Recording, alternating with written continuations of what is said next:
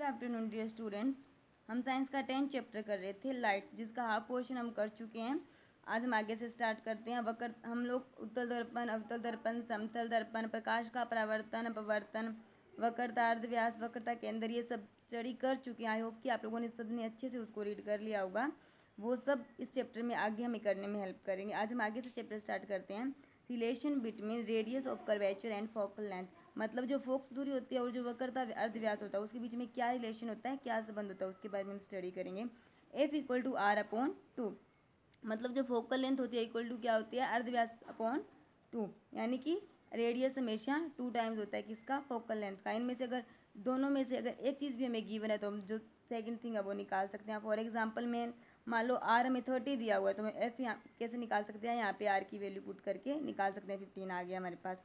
आगे हम करेंगे अवतल दर्पण द्वारा बने प्रतिबिंब, मतलब अवतल दर्पण और उत्तल दर्पण के अंदर जो प्रतिबिंब बनते हैं उनके लिए क्या क्या रूल है वो हम पढ़ेंगे। प्रतिबिंब हम कैसे बनते हैं वो जो जैसे जो प्रतिबिंब बनते हैं वो हम कल करेंगे। आज हम केवल इनके रूल पढ़ेंगे। जो अवतल दर्पण के अंदर जो प्रतिबिंब बनने का पहला रूल क्या है कि जेकर कोई आपाती प्रकाश की किरण मुक्त हुए दे समांतर आंदी है ता परावर्तन तो बाद हमेशा फोकस विचो लंघ दिया, मतलब ये प्रकाश की समांतर किरण है, इसके किसके मुख्य फोकस के समांतर है। प्रकाश की किरण आई, यहाँ से प्रकाश का कोई स्रोत था, किरण आई यहाँ पे, परावर्तन के बाद हमेशा किसके अंदर से निकलेगी, फोकस के अंदर से निकलेगी। सेकेंड हमारे पास है मुख्य फोकस विचो लंघन वाली अपाती प्रकाश किरण परावर्तन तो बाद समांतर हो जाती है। मतलब मान लो कोई प्रकाश की किरण, यहाँ पे प्रकाश का स्रोत था, जो प्रकाश की किरण फोकस के अंदर से गई तो रिफ्लेक्शन यानी कि परावर्तन के बाद हमेशा क्या होगा, वो इस मुख्य फोकस के समांतर हो जाएगी। इसका बिल्कुल ये ऑपोजिट है।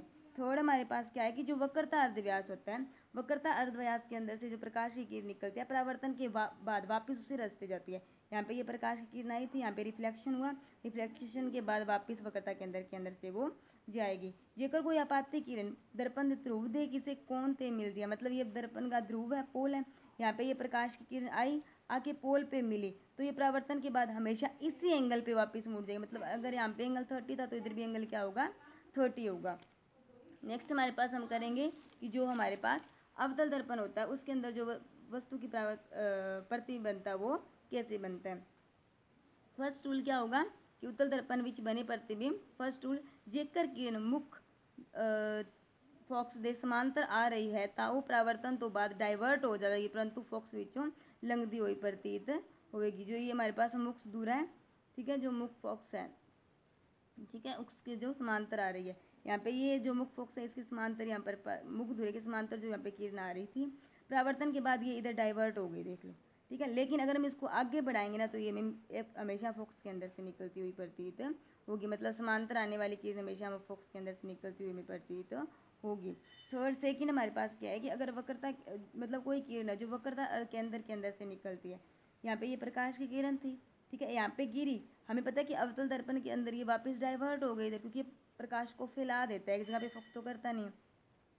तो यहाँ पे ये क्या होगी, वापस यहाँ पे परावर्तित होगी। लेकिन जब इसको हम आगे बढ़ाएंगे, इससे डॉट डॉट लगाया ना, मतलब आगे बढ़ाने पे ये हमें वक्रता के अंदर से ही निकलती हुई प्रतीत होगी, मतलब हमें लगेगा कि ये वक्रता के अंदर से ही निकल रही है।